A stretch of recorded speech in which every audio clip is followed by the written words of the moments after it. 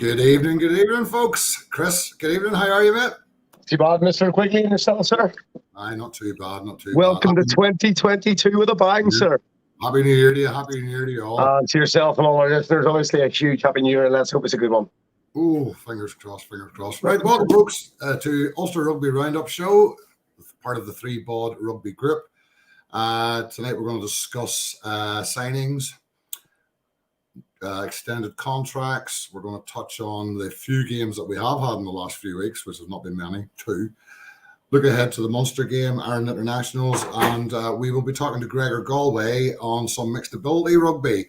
Tonight's show is brought to you by Hellbent and Craic Biltong. That's the official stuff out of the road. Funny enough, I was actually selling Boer Wars on the URC banter page the other day. Lovely. I can't believe it. We sell for a fast on our page. Well, they were asking about food in stadiums, and there must be some pretty terrible stadiums out there looking at the posts, you know, because people were like, we're not going, I'll tell you what, get a Boer Wars burger with cheese and relish at the Kingspan. You will not be hungry. I tell you what, though, Nigel, those Christmas series that Hellbent threw out were absolutely immense this year. Oh, some phenomenal flavors. It's serious grub. It's serious grub. It's serious grub. Right, mate, we'll start with contracts and signings. And I think the first one we have to mention is that Mr. Cooney is staying. Do you know what? I don't think there's an unhappy man in the house whatsoever for that. It was met with absolute joy across the province and further. It's great news. There was huge rumours flying around that he may not have been re-signing. The rumours were coming out very, very strong from many sources. And I think there has been a post since, I can't remember where it came from, it might have been the Beltel, regarding Bordeaux Begley. Now, whether that is the future, I don't know. But he was very, very close to going to Bordeaux. I think that was the really biggest rumour going around. No, I don't think there's an Ulster fan will complain that he's staying, absolutely. And I'm delighted he's staying because the guy, he drives the engine room of, hello, Will, there's John. He drives the engine room of what Ulster do, doesn't he? I mean, don't get me wrong. We've got a superb future with young Doki coming on board and playing. I mean, he's showing amazing form for somebody so young. And I really do look forward to where he's going to go to. He's definitely the 9 in waiting, without a doubt.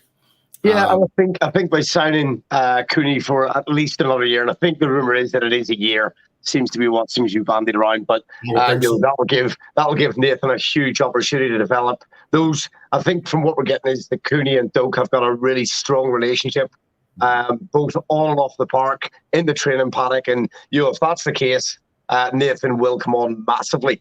And we sort of look along the succession route behind that with Lewis Finlay, and it won't just be Nathan. I think he'll come through with a successor, and I would hope it's someone like of Lewis Finley's caliber. But going back to John Cooney signing for another year, he's obviously got a sheer love for the province, and he's kind of rewarding us fans for what we've thrown at him over the last couple of years, which is unbounded support. I think to say John became a fan favourite very quick is not an understatement. Well, he came on the back foot, didn't he? He was coming in under those massive big boots to fill, and it didn't take him long to show that he was happy to step into Ruan's shadow and pretty much man up to the spot. So, he took it with absolute gusto, and the debate, the Irish call-up debate, will go on and rage on forever and a day. But ultimately, it was a superb to see his name being re-signed, no question. I see what Stephen's put up there about Cooney deserve it and about Irish contracts. I don't know, Stephen. I don't know what else the lad would have to do to get into a green shirt. And actually with Conor Murray re-extending his contract, I honestly, personally believe that puts Doak back a season or two as well, because people are going, he should be in the squad now. I don't think he will be, if I'm honest with you. I just don't think he will. I actually think honest with you, he's a raw talent. He can exercise what he wants to do on the pitch at the moment, and I honestly think leave him alone. Let's see what he can do with that raw talent. We're starting to see it. It's fantastic. I don't want him taken to an Irish camp and a lot of that trained out of him. Let's see what he can deliver now, because he's just turned 20 and his performances have been superb so far. So brilliant. And going back to Johnny Wappa's comment just there, I absolutely agree with Johnny that, Cooney's non-Irish call-up is definitely a blessing for Ulster, and what is ultimately their loss is definitely our gain, especially during the Six Nations. It looks very much as if we will be replaying those postponements, and if we have got Cooney at 9 running the show with Doak coming on the last 30 or vice versa, whichever way they want to play it, it can really be good for our little province, and we really hope that'll come strong for us later on in the year anyway. But do you know what? I think every player at that level wants to play for their country. And clearly it's not going to happen for John, no matter what he does, no matter how polished his performance is. He's obviously weeding someone's tea down there in the Irish camp for whoever that is. And you know what? I think the fact we've got him for another year has shocked a lot of our supporters, because I think I think a lot of the contingent were resigned to the idea that he was going at the end of the season. And I think it was a massive, not just a coup for Ulster Rugby, but I think Bryn Cunningham and Johnny Petrie, I think they played their cards really smart, delaying the release of John Cooney and Will Addison's contract sign. I think that was very smart. There was loads of stuff coming out earlier in the month, and it was like, where's Cooney, where's Cooney, where's Cooney? Now, whether that was ongoing discussion or just a master play in terms of Happy New Year's fans, bang, have it.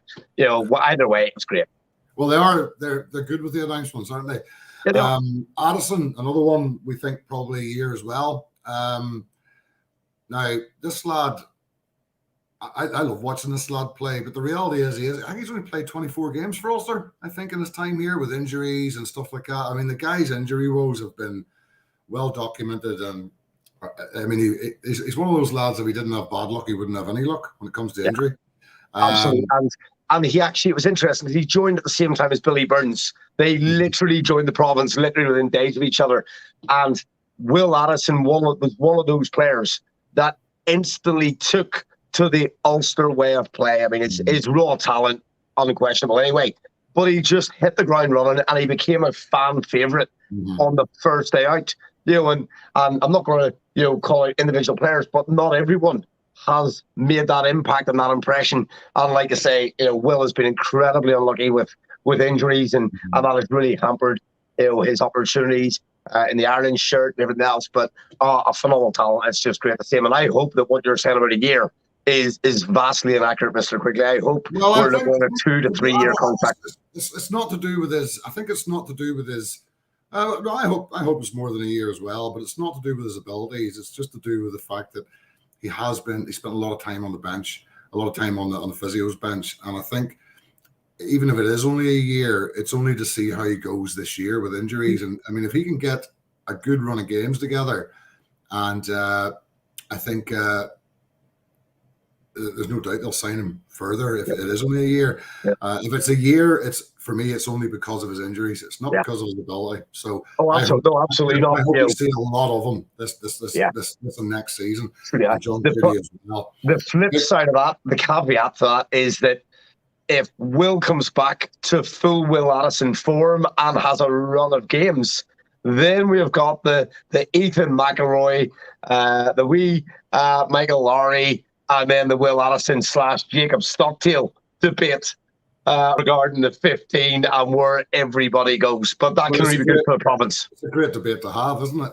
Because there's one thing, we are pretty steeped in good quality in the back three. I mean, our back line is, I think, second to none in the league.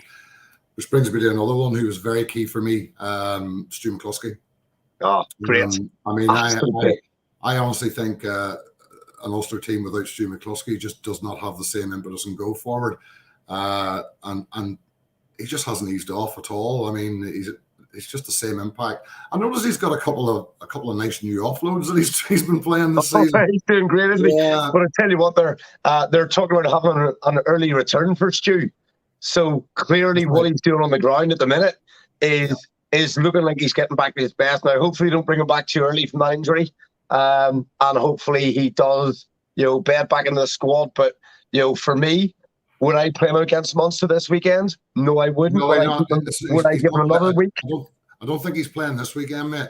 He was talking about maybe getting back for the Hino games, maybe The Claremont, or the Dragons, Yeah. So I think we're talking a couple of weeks down the If line. he's going to the Dragons, he will get a very warm reception from a whole load of South Wales Ulster Rugby, I can tell you. If we're allowed in the stadium. So at the minute, they're only allowing 50 people in a stadium. Okay? So in Wales, we're only allowed 50 in. I have actually cheekily asked Dragons Rugby, can we secure 50 tickets for the Dragons game? You know the answer to that's going to be, don't you? They come back with, we'll see what we can do. Oh dear. Oh dear. So to me, those are, three key signings. You know, we've obviously signed some other people up. Can you answer something for me? Because I wasn't clear on this. Ben Moxham has got an upgraded contract until the end of the season. Has he signed beyond that? There was nothing that says that. There is no concrete. There was nothing that was put out regarding an extension to Ben's contract. Now, I can't remember where he was for beyond this season, but what we know is he has had his contract upgraded because of his performances and the strength of his work. But I have no honest idea where that is beyond. Well, I certainly hope that is all it is. They're maybe going to announce something for next season, or they may announce that out of season, actually. But I sort of think it would be difficult to award him an enhanced contract and then not look to secure him going forward. I think that would be an unusual step. So it sort of would tend to lean towards the idea that he'll be here for a while yet. I've made no secret of the fact to me he is McCluskey's heir in waiting. Oh yeah, I think he will be a 12. That lad, he's an absolute brick shite house. Excuse my French. He's a big boy. We've had the pleasure of watching him in the academy games, the Ulster A's over here against Scarlets and Dragons and Ospreys and he just literally stood like a giant amongst those academy boys in that age group. Is there anybody you're waiting to hear from yet that concerns you they haven't signed? Well, I'll tell you what, having just read the news release that Dragons are really, really the likely contenders for Bradley Roberts, I think for me, given the Welsh link, we've probably lost Bradley. Anybody else that really, really springs to mind that hasn't? One for me, Jack McGrath. Do you think we'll get him signed up again? So he seems to be back to fitness. He is. But I don't know if Jack has actually really shown the strength of play he had, when he was Lions and Leinster material. Since he came up here, I don't think he's ever shown the true Jack McGrath form that he has got. Now, whether that's just been, again, a distinct lack of game time and all those interruptions with injury and bits and pieces. And I would probably say the same wee bit about Jordy Murphy as well in that regard. That there's been glimpses of the brilliance, but it hasn't been week on week. And it's almost like they end up falling out of order or out of favour for a wee while. And then they turn on a great bit of gas. And then they it's an injury. Do you know what? I would love to see Jack McGrath get another extension. But with what we've got up front, I'm not saying we're top heavy by any stretch in the front row. But there is some real talent that will invariably be keeping on it. I think it's been injury with Jack. We know he had his back problems as well, and I saw a piece he wrote about that where he was saying how bad it was. And but it seems to have been resolved now, so it'll be very interesting to see how he goes the rest of the season, because he seems up for it. I've seen him coming back and playing. He's up for it. And as front rows go, we must be having them all back, because sure, we've loaned Gareth Milisanovic to Saracens for 2 months. Yeah, and actually there was a real kick in the teeth with that, because Gareth has been struggling to get into the Ulster lineup, and he walked straight on the bench in game time on his first day out for Saris. I think that was out of necessity as well. I think. Absolutely. The Saris have been absolutely hammered in many ways, and so that kind of throws him in the limelight a wee bit. But it also shows he had a blistering performance when he came on, and he was so strong. And actually, he again has been one of those players that had the ability to turn it on and didn't immediately click in the same way as Will Addison did. But there is glimpses that Gareth should be and could be a regular feature for us. Somebody put up there one about Stuart Moore. I've been that. Plus good for a couple of games. Obviously, we're probably going to be. Personally, I would go with Hume at 12 and Moore at 13. That probably is the way they'll go. Because Hume, he's a bit of a playmaker. Moore, he's a different centre to both of them, really, isn't he? He's a bit like he's lighter than Hume. Then Hume has to kind of try and assume the McCluskey role. But I think that's where we lose a bit of momentum because he's just not as big. There's just not many centres as big as Stu McCluskey in Northern Hemisphere rugby. But I think I like to see him at 13 because he is a second playmaker, and at 13 he can bring wingers and fullback into play. Yeah, I mean, his little nickname of Smiling Assassin just about sums it up, doesn't it? Absolutely. He loves his game. He loves being in the park, but he just can't have those touches of magic that just release someone like Laurie or release the winger or bring Ethan into play. And just from what is often what looks like a lost cause, he can generate. And he has got that ability to sidestep and just turn the gas as well. He's a phenomenal player, but he is not a Stu McCluskey. I don't know if I'd rather see Humie and Moxham, and then later on at the last 60 or 55, bring Stuart Moore in at 12 or 13 to just polish off that line in the end. Yeah. Now, we'll not go through all the other extensions because we'll be here all night talking about extensions, but just we'll mention there's been one new signing. It seems quite exciting to me. Sean Raffel, who's been signed from Saracens.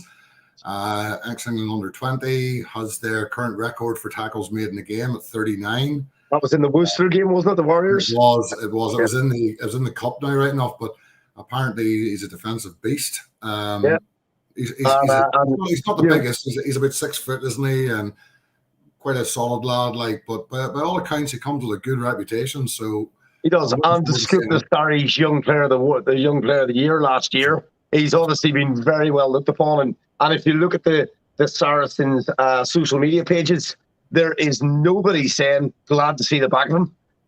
Everyone's saying it's a shame we couldn't have kept him. And with it being Irish qualified, you just wonder how much influence is there if you hadn't bringing him across. And is that maybe going to be, again, we're back to the same thing of my God, our back row is now just getting incredibly strong, and you look at contests, but he is an out-and-out player in that position. And if you think back, was Chris Henry maybe the last one we had in that position who was naturally gifted? Was it?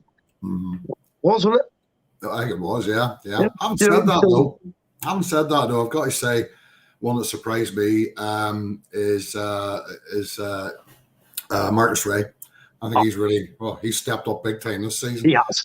And there was times last year, Nigel, where Marcus didn't look as if he was living up to the academy hype. But this year, he has definitely grabbed his opportunity and has shown us. I mean, it's Jacqueline. His technique of holding the man and ball off the ground is just, I'm not saying it's unorthodox, but there's not many as good at it. And he nails that ball, and that ball is not going anywhere except back to him as a penalty. He's very, very skillful. We're going to bring Gregor GALWAY, who's going to be discussing mixed ability rugby with us in the show, but I want him sort of involved in the player because Gregor's hi Gregor. All right. Gregor's a massive Ulster fan too, and believe it or not, he does know a fair bit about these players that we talk about every week.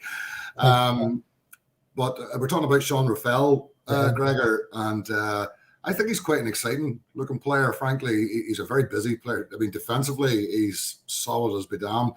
And we are starting to look quite good in the back row department. Obviously, we've got the enforcer and Dwayne Vermeulen there for a season or two now. And I think he'll bring massive influence to that back row and to that pack. And you look at the house we've got, I don't think Geordie's far away from fitness now. I don't know what's happened. I haven't seen Matty Ray of late, so I don't know what the crack is with him. We've got Sean Reedy. We've got Greg Jones. Greg Jones has shown occasionally. Obviously, with Nick Timoney, who is just, I would think, nearly first name on a team sheet every week, at the minute. I assume some of these guys have knocks and bangs, etc., and maybe not fully fit. But we've never had that depth of back row, not that I can remember. Never. We've so many choices of back row now. We're not Leinster thick. But we're thicker than we've ever been, Connor put a question up there about Hume. And my answer to that, Connor, would be it depends who's playing with him. I think if you've got McCluskey in the game, McCluskey's the 12, and whoever plays with him is the 13, and that would be Hume or Moore. But I think if Moore starts, I would be tempted to put Hume at 12, just because he is the slightly bigger, bulkier player. True. He'd carry a bit more into contact. He's more likely to break a tackle, whereas Stuart Moore's more the guy will go round. He's a bit more like a ring-rose type of player. He's more with the feet, go round the player, avoid the tackle, which Hume can do as well. But I think maybe it's just the way I see centre play. I like to see quite a big 12 with a more pacey 13 outside him. And yes, that was very funny. Dwayne Vermeulen. It was great. I mean, there's also players, don't forget, it's easy to forget, we've got people like Luke Marshall still with the comeback. And once you bring Luke Marshall back, then you've got another big mix in terms of what goes on in that centre lineup. Because without doubt, Luke Marshall is probably in the same sort of echelons as Darren Cave in terms of organising defence. Luke Marshall is just immense at organising our back line defensively. And there's times I sort of think we could really do that. And we've got Angus Curtis as well, of course. Yeah. Angus Curtis for centre as well. And another great guy. To me, Angus Curtis is very much in the mould of Luke Marshall. He's built I agree with that. Like him, he's a very Luke Marshall type of centre to me. Yeah. Okay, we're diverting off. What do we do next? Do we want to do the mixed ability next? I think we should. I think we should. Gregor, Yeah. you play tag rugby. It's one of the tagger teams you play for, Yeah. isn't it? Yeah. Have you been able to do much this season at all? Being honest, I've done training. Yeah. And are you getting plenty of people turning out for the training? Yeah. Still good, yeah. Yeah, they're still coming up. Like, I saw a post on. I'm trying to think where it was, and I saw it actually it was just today when I got home, and I think it was on the Ulster Rugby page, and somebody was complaining about the lack of support in their club, and I didn't actually hadn't time to look at it, but it kind of shocked me a little because mixed ability rugby has become a very big thing, and rightly so. We're an inclusive sport. We want to get as many people involved in as possible. So it's disappointing to see somebody put up there's not the support for mixed ability rugby, but that may have referred to their own club, of course. And it's up to clubs what they do individually. But I think this is a train that every club's got to get on board, because it's wonderful for me to see so many people of all abilities wanting to play our game at whatever level they can. And we always looked at, if you like, what we would call fully fit, able-bodied people. That's what it was like for them too, because not everybody could be an Ireland player. Somebody was only good enough for somebody's fifths or somebody's sixths or whatever, but they still wanted to play every weekend. And I see it exactly the same as mixed ability. People love the sport and they want to play it, and want to be involved. So I must actually look for that, because I'd be interested to find out why that person felt that way and what club it was and what was behind it. But I think it's the first time I've actually seen somebody complain about that, I feel like. What about the other clubs, Gregor? I mean, I know you're in touch with quite a few of the Tiger teams. I mean, are the numbers staying up? Because I know COVID is affecting everything, obviously. I don't know. I'm being honest. I'm not being in contact with a few of those because, I don't being honest. We care about them, but I don't know. I keep up to date with their clubs, and Ballymena are doing a tour of Ireland virtual as they did last year. So each team, there's 4 teams. It's a good idea. Fantastic! Yeah. But, I don't know about the others though. Yeah, or look back to the days. Look forward to the days. I remember you putting a lot of pictures up one time. Do you remember of some of the? They're almost like carnivals of rugby. You guys do. They're brilliant. All the teams go play. They look fantastic, fun, and just be wonderful to get back to those, wouldn't it? Where people can start enjoying the game again. Now we should say 4 provinces. Conor Broomfield's group. Yep, it is. Actually, Gregor, you explain. Well, speak of the devil, there has to be a bloody answer on in there somewhere, doesn't there? Speak of the devil, there has to be a bloody answer on in there somewhere, doesn't there? Connor, can you turn off the Facebook feed? Evening, gents. Lots of feedback. Yeah, turn off. I know. Sorry. Just give me a second. Cancel me there for a second, guys. Sorry. So, Gregor, very quickly before we get distracted, Gregor, do you know if there's any way that we could raise the profile of mixed ability rugby? What do you think? What would need to happen to make mixed ability rugby widely available to anybody that is interested? What's your sort of take on that? Okay. Get into paper, social media, get the clubs promoting it if they have any teams. I read an article, Rugby Times, Rugby World yesterday. It's like England has the most like mixed ability teams in the world, 30%. Yeah. So that just tells you that the English rugby world with mixed abilities game stronger. We need to join them, every club, country. I'm just absolutely. So all I'd say to you is, Chris, and we get this with Gregor every time we talk to him. Listen to him. Listen to the passion in the guy's voice. Yeah, I mean, that's the same passion we all have for rugby, and it has to be promoted, and it has to be, Look at Gerald's comment there. Read that. If you haven't, don't believe that. Read that. Yeah. Oh, I believe you. Absolutely. So, Gregor, obviously it's a long time since I've been back home in terms of I left Northern Ireland in 1992.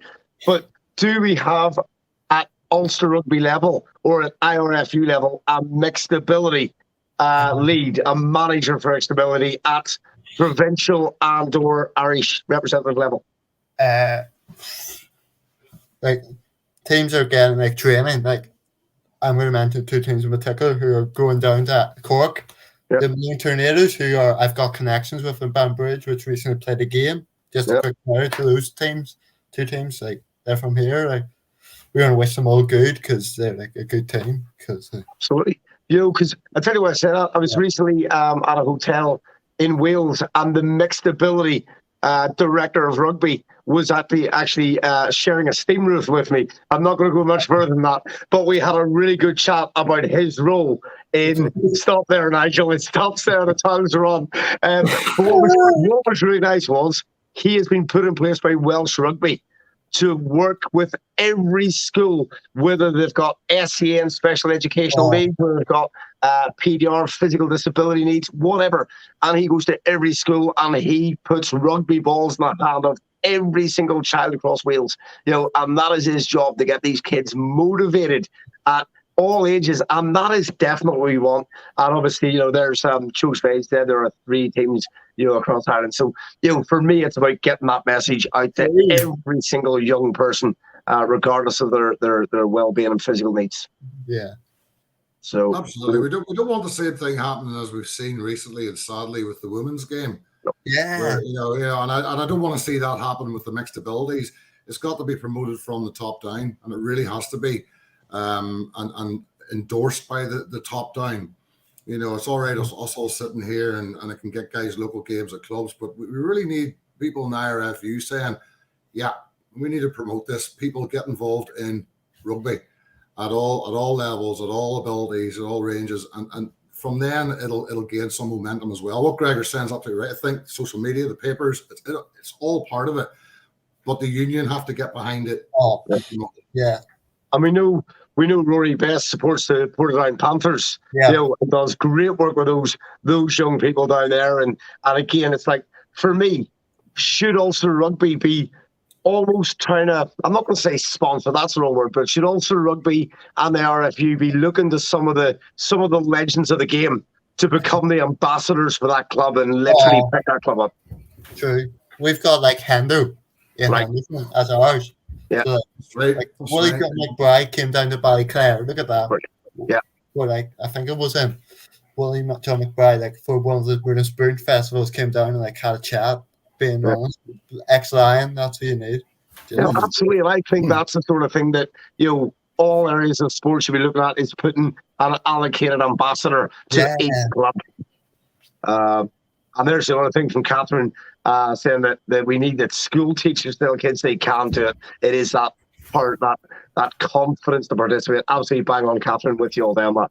No doubt. Connor's back in the house. Connor's back in the house, and only Connor, no other sounds. So Connor, for those of you that don't know who Connor is, and I'm sure most of you do, Connor runs the Four Provinces supporters group, of which Gregor is one of the admins as well.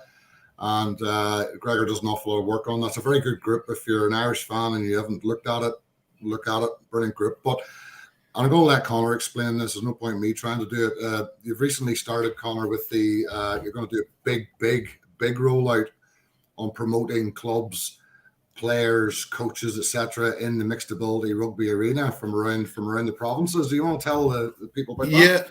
Yeah. Thanks, Nigel. How are you, Chris? How are you, Gregor? Okay. Basically, our focus this year is going to be hugely on all forms of inclusive rugby, from your 15-a-side mixed ability rugby to your inclusive tag, VI rugby, visually impaired rugby, and to two forms of wheelchair rugby, or any other form of the sport that wants to reach out to us and help us promote them. And I just need to clarify something there, guys. Mixed ability rugby specifically refers to a form of the game that's quite different from other forms, from inclusive tags, etc.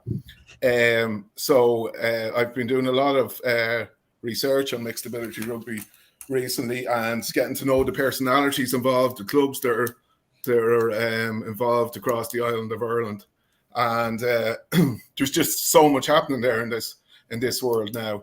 It's a massive year for them too, with IMART, the International Mixed Ability Rugby Tournament, being hosted in Cork in June, and there's 6 teams on the island. For you Ulster guys up there, you have the Malone Tornadoes, and you have the Banbridge Barbarians, and I've been talking to some guys, Sam McBurney and Stewart in Malone, and then you've Raymond Reid over in Banbridge, and they're doing fantastic work. Their teams are going from strength to strength. They'll all be down in Cork this June to compete with 20 part of tournament with 24 men's teams, and for the first time ever, there's going to be a women's tournament too.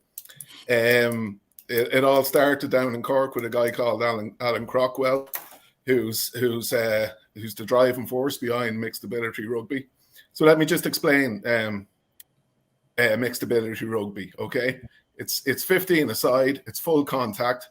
It's people of all abilities lining up side by side, playing the same rules of the game as we guys would have played. It's an absolutely fantastic, inspirational community, and I've met some amazing people on the journey, and it's only been short so far. I just read, if you go on to Four Provinces later and look at the post I'm doing, club profiles, I did one on Sunday as well, down in Cork today, and you'll see a story in his own words of the team captain from that side. It's without doubt the best post I've ever read on Facebook. I know that mightn't say much. I know it's a low bar. But occasionally you read something that just leaves you stunned, and that did it for me today. A guy called Richard, who's the captain of that team. Read Richard's story, and you know what I'm talking about. The other forms, Gregor, my friend here beside me, Gregor plays on an inclusive tag team, which is different again. Again, it's for anyone that wants to play, but it'd be the non-contact version of the sport. There's a lot more clubs. I think Leinster alone, I've just been doing a list of people I have to get in contact with from all over the island in the next couple of weeks. There's 12 or 13 clubs up in up in Ulster, there's more in Leinster. It's really getting going, and the other areas of inclusive rugby, of course. We'll cover them all this year, all over the island, including Ulster, and we'll keep you up to date with them. No, I think it's fantastic. I've read some of the pieces you've put up already. You've been quick off the ball, in fairness to you, Conor. You said you would do it, and you're doing it. And I think it reverts back to what Gregor was saying earlier about what can we do as people on the internet that have these chats and these podcasts. So what can we do to help promote? And I think what you're doing is exactly what Gregor has said, and it's exactly what will help the sport, because it's like anything else. We saw a guy there who said he wasn't even aware of Team Banbridge, and he's from Banbridge. So the awareness is not out there. Of course, it's raising awareness, and it's connecting these teams with the wider rugby community, with me, with you, with everyone that reads our forums, and your group, Chris, all our groups. It's about connecting all them people, and there's thousands of them all over the island and every province. Many of them that aren't aware that these teams are there. They might have a son, a daughter, a nephew, or a niece that's looking for an outlet. Mm-hmm. And the stories you hear from the people that are involved, they're just life-changing. These people might have grown up or never thought there'd be facilities, never thought they'd have that sense of belonging, of being on a team, like absolutely with their peers and other people their age and go out competing. These lads are going to Cork in June. They're competing in the World Cup. Yeah, it's immense. So, Conor, is there going to be any significant media coverage? Is that something that one of the podcast groups is picking up, or is it being picked up by any of the sort of the bigger broadcast networks? Do you know what's happening? Is there anywhere people seeing this stuff down in Cork? What's going on? The way I look at it is the more we do in our own way, the more we help promote it and get it to more people. That in turn will put pressure on the media, because that's how change is made these days. It starts on social media. Enough people get behind the campaign, then they'll get more coverage. I know that the story behind Cork's coverage of IMART 2022 is it's really been 4 years in the making. They got awarded the hosting of the games in 2018 to give them 2 years to prepare, and then it was cancelled in 2020 and of course, and 2021. And so it's going ahead this June, touch wood. And we'll be doing everything we can to support it through the groups and through the ThreeBOD group, through the various shows. I was talking to Alan Crockwell this evening. He's director of the tournament. He brought mixed ability rugby to this country, and he's been at the forefront. Quite an incredible man, really. He has a background in working with adults with disabilities, and that inspired him. That was his dream, like to have a team to get these involved with other people without disabilities, and have them all on the same level. No discrimination, no classification. They're all equal. They all go out together. And the other important thing to note that gets lost in this, and he emphasised it to me and made me sit back and think. It's not about just facilitating the guys with disabilities. It's about me or you. It's about like Sir Nigel going back after not playing for years, or me a few stone overweight looking for a team. Nigel, if we went out playing now, we'd get killed. Absolutely. I don't even think there'd be a second wind this time, Conor. It would be just wind. Flatulence, Nigel. It would be flatulence. I'd have to learn how to lean on the back of a ruck again. But no, seriously, it's about getting a lot of getting men active again. not just men with disabilities, men of all abilities, getting us active again, being part of a team, and finding their own level. Because grassroots rugby is in trouble. You know, it's been dying since I was a young lad, and my local club had 4 or 5 teams, and now they're struggling to put 2 out. You know, and that's a story I hear from all over the island. From Ulster, from Leinster, everywhere is struggling in that regard. So it's rebuilding that rugby community, you know, and it's rebuilding the rugby at grassroots level. That's what it's doing as well. But it enables aspirations too, though, doesn't it, Conor? I mean, as I say, you know, regardless of ability, you know, people who love a sport aspire to play it. And when we had a very active scene in rugby in Ireland at club level, you know, you maybe weren't good enough for the first, so you played for the seconds, the thirds, the fourth, the fifth, or the sixth, you know, first reserve for the eighths, whatever. But you know, those were aspirations of people who weren't at the top of the game. So it's just extending that, isn't it, wider, so that people who aspire to pick up rugby ball and play it can do it, isn't it? Really, it's as simple as that, isn't it? You know, rugby was always praised itself for being the game that had a place on the team for everyone, regardless of size or shape or color of your skin or your pace or lack of or anything else. And this for me is like nothing epitomizes the true values of rugby more than mixed ability rugby. Yeah. That's all I can say about it. No, it's about inclusion. It's about belonging. It's about teamwork and discipline and giving your best. All them core values of the sport. But Gregor, I see through the people I've met over the last couple of weeks. Gregor, you must miss playing though. Oh, we against the rivals. Rugby's made through friendship, but due to COVID, we can't do that. Like, but now we have to adapt, which we're probably going to have to do if we live it.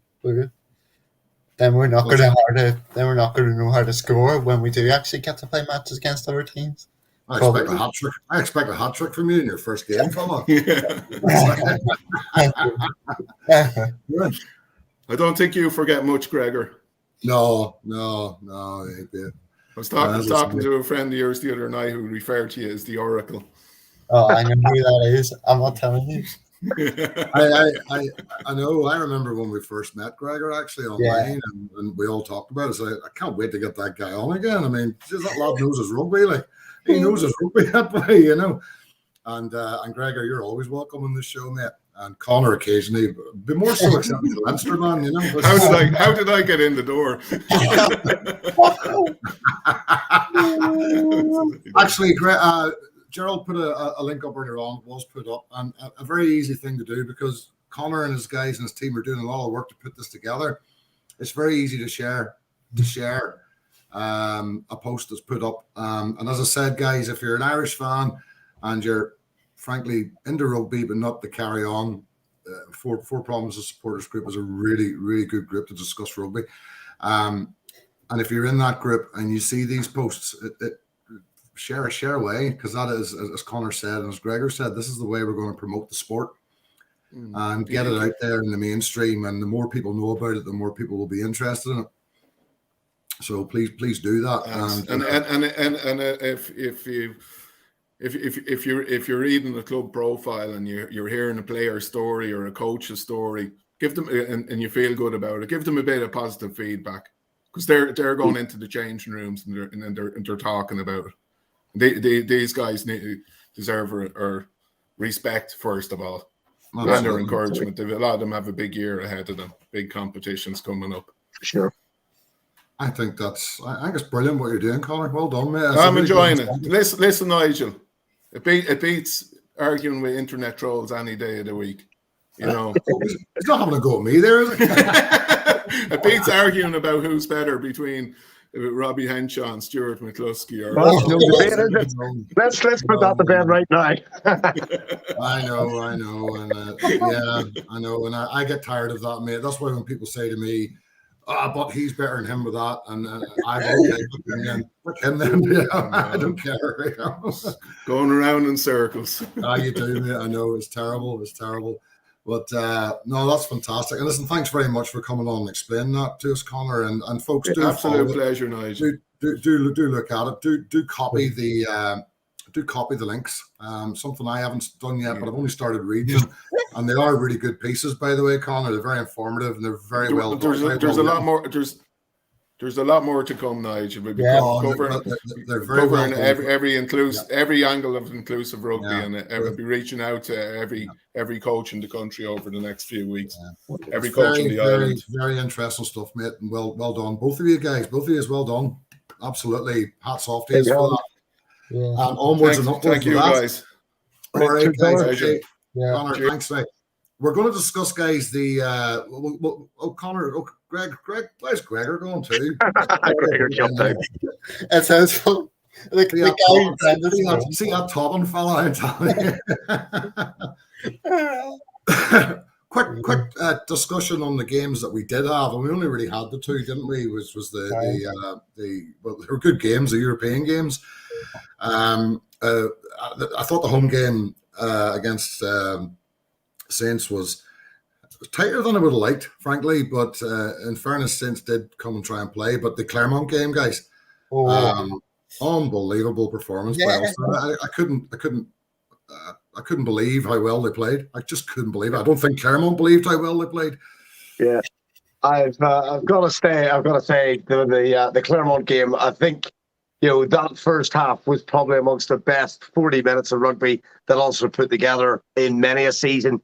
And in the second half, Clermont really, really stepped it up, and our defence was just immense under huge pressure. And that seems to have been something that's been a wee bit lackluster at times at parts of this season. And again, you could argue we should have gone on and led that with by another 20 points. It just didn't happen for whatever reason. But do you know what? Clermont, I think, were gobsmacked at our performance. Absolutely. And the best picture of the day was John O'Gibbs.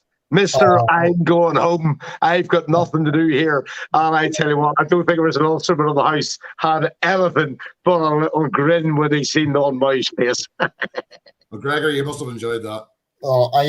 I've been to Clermont to watch them. That's a cauldron, but we beat them. Yeah, immense. What a place to play rugby, and what a place to come away with a win. I don't think even Ulster fans thought we were going to win over there. But as you said, Chris, that first half was liquid of sour milk. Very good, but that first half, as you say, Chris, was unbelievable, and the fact that they were able to kick it up a bit at the end because they were coming back at us, like they were. But I thought we didn't play as well against Saints at home. I don't think we played with the same intensity. Well, of course, we lost Sturdy. We lost McCluskey quite early, and that was actually really telling because while Stu was on the pitch, we were absolutely dominant at all parts of that play, and Stu was popping up everywhere. And then obviously, we said earlier, Stuart Moore is a different type of player, but the intensity, there was just the confidence dropped. The second go-to man, so all of a sudden, Timothy and things were being marked far, far heavier because they could take their eye off they had lost Stu McCluskey mindset. It really changed the dynamic of our game, and that just shows the importance of Stu. But Stu McCluskey attracts 2 or 3 defenders every time he has ball, doesn't he? Simply has to. That creates gaps. And if he goes off, then that would, What about McElroy's try for the Northampton game? What about that try? I tell you what, man, I thought that bugger had him, but he got through. But what a step!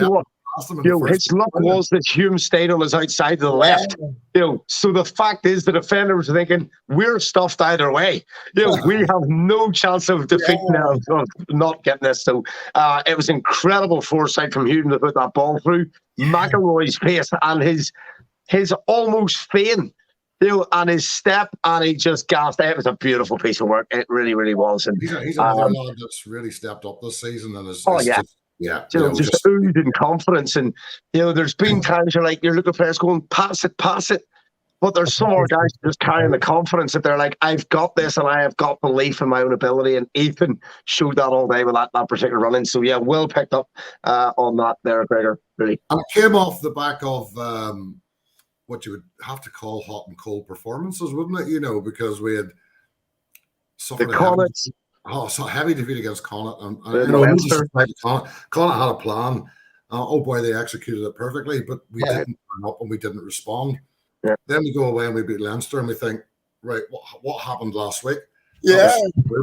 And then we go over to the Ospreys and we lose. And we're going, what was that last week? What's that this week? But the important thing with that, Nigel, is you could almost see cold, hot, and you can sort of see us going the Ospreys doing a job like we did in Leinster at Claremont and then dropping away like a stone against Northampton. And although we could argue that it wasn't quite the same cohesion, it didn't have the same flair, there might have been other factors at play going on, regarding, COVID in the background, or the stadium's very muted at the minute. There's something niggling, and I don't know if it's just lack of confidence in the supporters, but Ravenhill at the minute is not bouncing like it should be. I would expect the evening of Claremont at home in Kingspan / Ravenhill. I expect that might be bouncing. I agree with you, and obviously Gregor does too. If it goes ahead. If it goes ahead, obviously, Gregor. We've decided it's going ahead. You're going to be, Gregor, you're going in at number 12. Nigel's going in outside you at 13. It's going ahead. Mixed Ability Champions Cup. Here we come. Gregor, it's all on you. But they're quite right. The uncertainty at the minute is massive. It is. But I honestly believe we need to get Ravenhill / Kingspan bouncing to the proper tune and giving the guys absolute belief that they can take Claremont at home. Because the last time we watched Claremont at home, there was times that evening we were in the memorial stand. The Claremont fans, there was about 50 of them in the bottom left-hand corner of the memorial stand, and they were out singing the 16,000 Ulstermen most of the evening. Their voices were louder than ours, and I have a real problem with that. We have, but actually the Ulster fans were singing something in between the lines of the Claremont fans. Do you remember that? I remember that. That was really funny. Yeah. They were singing their song, and the Ulster fans were singing something in between the next lines. And it started a wee bit of banter, but for me, I think Kingspan needs to find his voice. And I have no idea what needs to happen to make that happen. But man needs to speak up, doesn't he? Yeah, it does. Yeah. You should be the fans, like telling the fans this. People should listen to you. Yeah. Get loud. I mean, that's roar to Kingspan. That's what they need. I'm just being that's it. But we'll get some noise going next week, Gregor. I can tell you over in Northampton. But the other side of that is that if we think back, let's go to the Jared Payne incident. And the noise that evening in Kingspan. That is the intensity we should be bringing to every match night. We don't need a red card to do it. we don't need a red card in the first 4 minutes to get that volume, but we need that intensity. We need to push on a wee bit, but personally, I mean, Ulster on their day can beat anyone. I think we've seen that, but we just like to see a little bit more level field, level each week. Consistency. Yeah, consistency. We've got hopefully Munster on Saturday. And how do you guys feel? I actually feel quite confident about it. If we can get a decent team together, we're not going to go down there and be afraid of them, I don't think. Yeah, I think the key is we said it before the show, didn't we? That Ulster at the minute, even their young guns have put together some stunning performances this year. Mm-hmm. So if Dan decides to go with hold back the big guns for the forthcoming Saints game away and play a slightly less what's the word I'm after? I don't want to undermine the integrity of the squad, but almost a diluted first team. I don't think we've got any real problem with going to Munster and giving them really strong performance. I don't think we're coming away with a 66-0 away. I think the chances are we could come away with a win. It may not be a bonus point win for either side this weekend. I think it'll be very tight, but I think there's every reason of confidence we can take a win. Catherine's put a post up there the way we were playing. There's nothing to be afraid of, but Catherine, we're on the crest or the dip. Sorry, Gregor. No, it's like, what was it? Mike Haley's wasted like 10. He was one of those players. He's like, he's not had game time since last week because he was one of those players with South Africa. So it's like, plus like, what was it? One of the ex BT Sport commentator was on a podcast. He said we can win, but it's like, but then Bert Jackman said something like, it just depends what Munster team turn out. Ulster, like that too, yeah, that's the thing. That's the thing. Let's hope both good teams turn out, not or bad Munster. That'll be fine. That's all right. Yeah. Imagine a bad Munster and a bad Ulster turn up. Oh my God, it'd be a bore fest. It'd be like a Welsh derby. Sorry, lads. Wait. Right, okay, guys. So you think we've a chance this weekend if the game goes ahead? Obviously, definitely a chance with Tom. Good. I think so as well. But it will not be. I do not think it'll be a try bonus point win for either side. It will be tight, and it will be 1 or 2 tries each way. That's not going to be a try fest. Obviously, it's another discussion, and the likes of Catherine and that could probably add into it. I think Van Graan's departure news and what's going on with him at the minute, I don't think is helping the club at all. But that's another discussion. I think probably for a theme thing on Munster. What do Munster do going forward? But because again, they've got players better than their performances. So I'm going back to Johnny Wappa's comment just now. I think 5,000 at Thomond Park will have a massive impact and will be a benefit to Ulster. Oh, okay. Well, it probably will because you won't have the noise because Thomond is noisy. It is. It's a great place to go, a great audience, a great stadium. So I think that will again have a positive impact on our lads. True.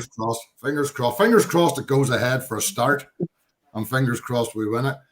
We're getting near the end, lads, so we want to have a quick look towards the Six Nations, which are imminent. Obviously, we can't go into too much detail now because we don't know what way it's going to pan out with COVID, France, with players isolating France, and where the games are going to be played in France. France. But assuming we get a tournament, Ireland have got to be in with a good shout this time round, haven't they, with the style of rugby they're starting to play? I mean, if it goes back to the Autumn Internationals, you would have to say that Ireland are going in there joint favourites, wouldn't you? I love France, maybe, yeah. France. Yeah, I would say France. I mean, the English would say that they're playing particularly well, but I actually think between France and Ireland, those should be the 2 nations that are most likely to come away with the crown this year. Only thing is our game of France is in Paris, isn't it? Which is no, France. I fancy France. Just saying, France are strong. I think everybody. I think Ireland or France, Gregor, but I edge towards France because we're playing them in Paris. Yeah. My point is everybody in the Irish camp vaccinated, or are there going to be certain players that will not be allowed to play in France? It depends what the rules are come the time. It might change, because we just don't know. I mean, we're sitting here guessing and we don't know.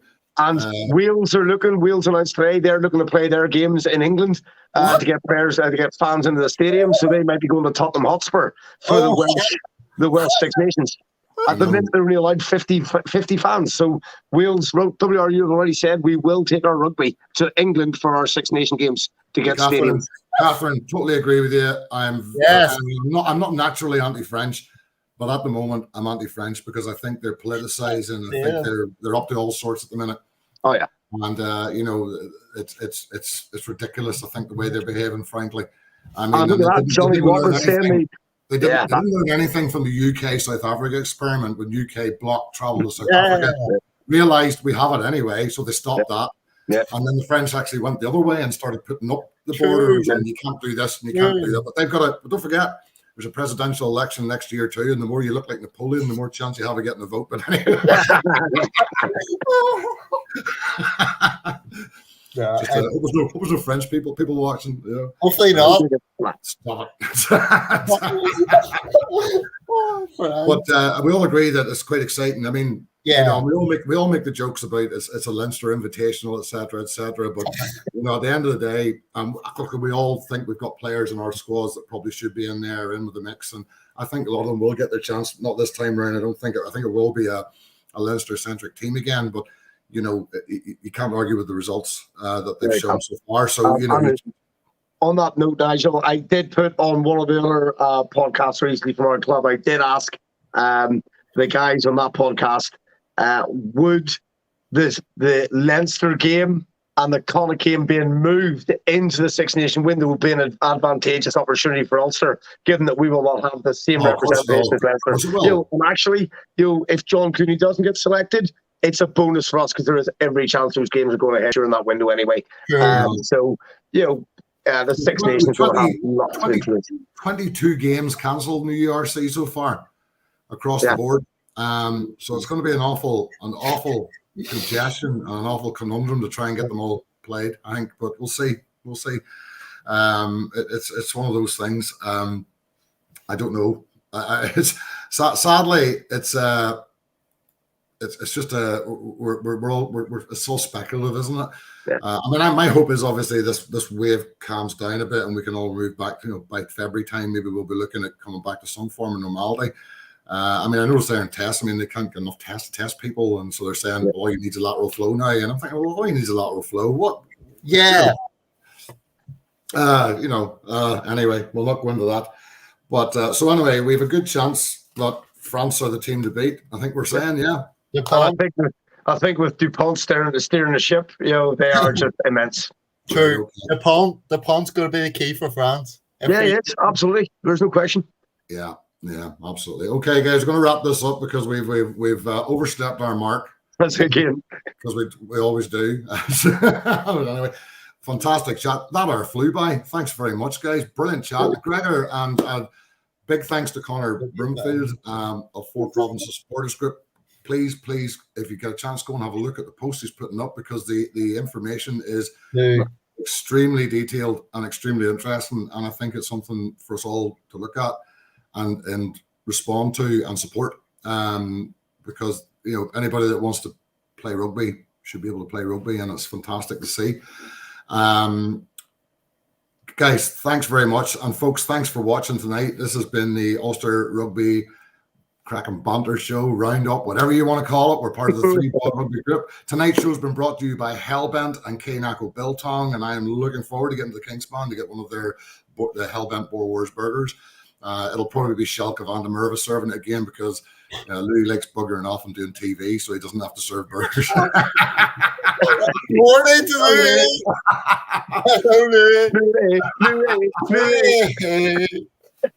But guys, pleasure as always. Gregor, great to see you again, mate. And it'll not be long to see you again, I would think.